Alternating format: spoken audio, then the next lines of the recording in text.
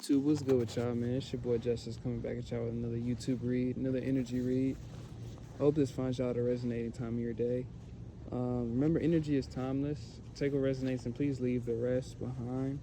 If you need a personal with me, hit up Shamika-san with a C and Shamika@gmail.com, and we're going to go ahead and get started. Angels the highest of white light. I appreciate all your likes, comments, shares, and subscribes. Very appreciated. Send all that love and Ashe back to you all tenfold.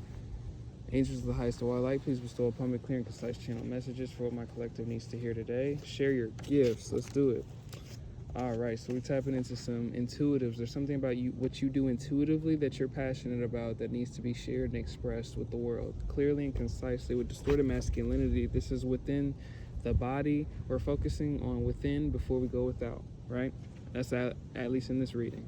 Distorted masculinity, we're going to focus on where, because I'm sensing it in the body of whoever I'm tapping into, in the mind, body, spirit, something that fears expressing, sharing, or fears the sense of success, or fears the sense of failure, whichever one that is. With judgment energy, that mindset gives you a false judgment or a false sense of worth, a false sense of perception, which is automatically going to deter your performance or your efforts to begin with.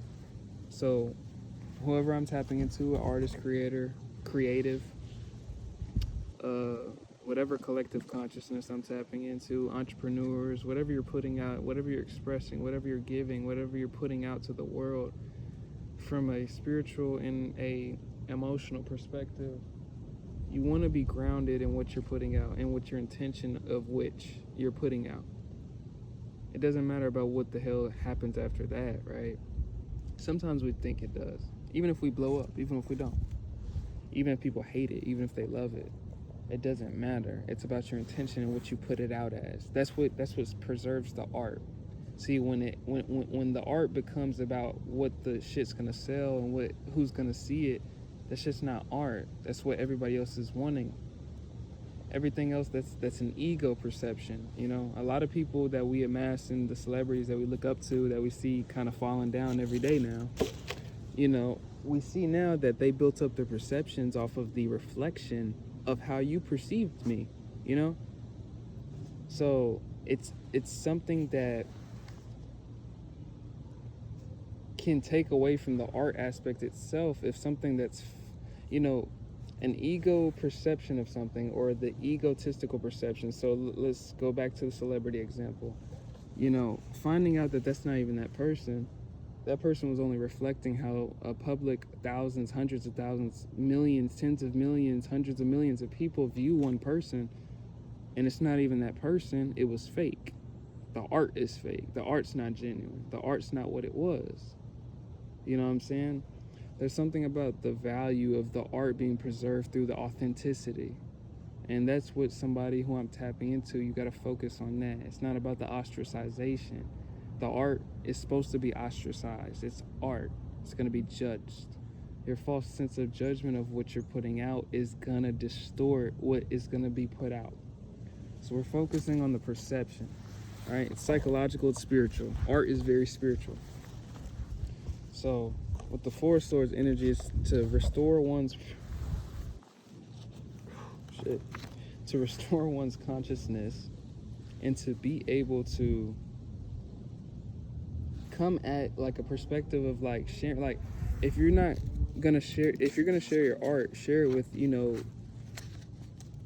with a confidence. Share it with a certain confidence. Share it with a certain pizzazz that separates you, right? You can't share it and be like, it's not going to sell shit anyway. It's not going to do anything anyway. It's not going to do anything. And it's not like it's not going to perceptually do anything, but in the value perception of what you attune to it, even if it sells millions off the first day, whatever you do, it don't even got to be selling it. But even if it does great first day, based on what you perceived it to be in the beginning, you're not going to have the attachment of gratification to it. So if this is making sense for somebody, it's for to have the basis of what you're putting out to even have the gratification of feeling fulfilled in what you're doing, right? It's not about what you put out. It's not about how you do it. It's kind of what you intend to do with it, right? And that's what moves people. Like a Kanye West, people think of a Kanye. He's a genius, right? And he's not the most genius writer. He's not the most genius, like, art rap image. He's not even the biggest rapper. He's an artist. But what separates it and makes it genius is how he moves and does with it, how he moves through his circumstances, his obstacles, and reflects it, right? It's not about him, because he's not thinking about, oh, this is going to do this is going to do that. This nigga is really expressing himself, right? And is really not caring, because he really is not going to sacrifice himself for the art. The art is supposed to be fully expressed. The art is supposed to be fully, you can't really put rules to art. You can't really put jurisdictions around art. So that's why people are trying to, AI and, labels, pushing these agendas that are trying to control art. It's just not natural. And there's something about authenticity that I'm tapping into somebody that's what's going to set you apart. You got to be able to own that. You got to be able to wear it, because that's what's going to be judged and dissected, of course, good and bad ways, but that's what's going to set you apart. You don't want to be somebody that's in front of everybody but is a nobody, and I don't want to use Drake as an example, like, because I don't know how that man feels as another grown-ass man. I'm not going to speak on another grown-ass man. But if you look at the image that he upholds versus where he really is in real life, there's two different sides to that coin, right? And you don't want to be like that. You want to be able to wear yourself. You want to be able to wear it fully and be expressive and be able to be dissected and accepted for what you're putting out. Whether you're putting yourself out with your art or whether you're putting out an abstract extension of yourself. Like, so if you're doing an art, so a paintbrush, you wouldn't really be painting yourself all the time unless you do that, right? Shout out to you. But I don't think you're doing portraits every time, right? You're doing an extension of what that hand can do with that what you can do on that canvas, right? So with money coming in, I think the money follows your authenticity, whoever I'm tapping into, the alignment, you know what I mean? Whenever it does. If you look at Tyler the Creator, he's a great example, because it took him so long. Like, people looked at this kid like a dumbass clown, satire, just troll for like the first 5-6 years of his career. And it took him years to even be considered a mainstream kind of talent because of his past, right? But over time, it just started to show. His authenticity just started to show. The energy just follows, and it starts to magnify over time to where you can't ignore the shit, right? And look at him. That's the #1 album right now, right? If I'm not mistaken, it's going to be #1 album this week. He just dropped. Shout out to that. But that's a good example for somebody to keep following that flame. You don't know when it's going to burst. You don't know when it's going to be seen, felt, heard. You don't know. You don't. But if you keep following it, that's the whole point of what makes it your art. Once you dip and dabble into other niggas or other people's things, you know what I mean? Let's keep it. I'm trying to keep it like, but once you dibble and dabble into other people's crafts or whatever other people what they can do, and you start taking away from what you can do, it's just taking away from you. It's just diluting you. It's putting water in that sugary ass juice. It's putting a whole bunch of water in it, a whole bunch of it. And I actually like putting a little bit of water in really sweet juices. That's actually a really fun fact, but I like kind of doing that. It's a weird little fun fact. But you know what I'm saying, though? Diluting the whole drink. That's what's the point of it, right? That hate you but love you at the same time. So even criticism, don't let that shit dilute you. Criticism is meant to mold you. Criticism is meant to be taken, though. It's not like everything they're going to say is false. Everything they're going to say is hate. No. It's meant to be taken with a grain of salt or a certain level of maturity to be able to progress forward with it. And even shit, sometimes it can better you. Sometimes that criticism is supposed to structure you. Is what I've learned heavily through the theme of even doing this, doing music, doing what I do, just doing the unconventional things I've done in my life. The criticism has been kind of like a relativity point, yes, but like more so a placeholder of something to look at as an example of either what I want to do like or not to do like. And it's something to be upheld with a certain level of maturity if you're really willing to pursue an authentic expression, right? Or a continuous authentic expression. Because once you can't, once you can't accept criticism, or once you can't hear somebody, that's when the dilution starts too. And that's a different dilution. That's a pollution. Not even dilution. It's a pollution. Your ego gonna start polluting you when you can't listen. So there's a balance there, in terms of all these perceptions. It's perceptual, it's psychological, but these elements go into the spiritual world that art holds, right? So I'm speaking to a lot of artists, and not even artists. If you're any type of entrepreneur, you can really take a lot of energy from this reading. But with the Five of Pentacles energy, to not be in a lack mindset amidst obstacles that come in the form of resistance, especially if it's socially, especially when it comes to art, especially when it comes to opinions of what that idea, that element of what that is. Because as you can see, with with some of the most iconic projects that we know to date, they were not always iconic when they first came out, when they first were released, when they first were expressed, when they first were shared. They were laughed at, they were kicked at, they were burned, they were, all type of shit. You know what I'm saying? I gotta get that later. But what I'm saying is, the gratification doesn't come over time until that flame is recognized later. When somebody can see that, oh, she's still doing this, he or she's still progressing, he or she still is still that, it gets to a point where you got to keep on.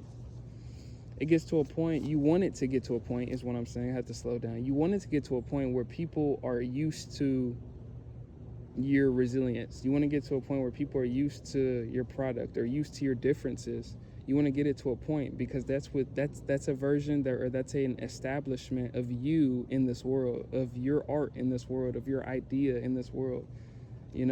The more you pacify it and doubt it, the more you're kind of putting it in your own grave. The more you're digging it up and putting it back up to be not put back out. So don't water a dead plant. Give it life. Don't deem it dead because it hasn't grown yet. It's just a seed. So it's just a message for my creators. I think this is just a quick one. I think in itself is self-explanatory. But with a plane flying over, I'm gonna take that as like fly over. You have to be able to see the higher vision. You gotta be able to fly over whatever it is that seems to come in the way of your expression of whatever ideal that you have to express to this world. There's something about creators that have it.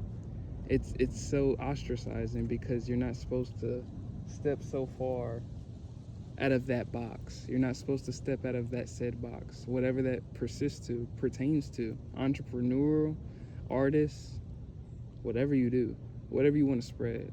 There's something about it that you're not supposed to do, but there's something about that you're supposed to instill into this world to make it supposed to do for somebody else. Make it okay to do for somebody else. There's a lot of people, you got to be a pioneer in some way. You got to do something for somebody else in some way, just like they did it for you. We all got OGs. We all come from something. We don't come from nothing. You got to come from something. Something comes from nothing, right?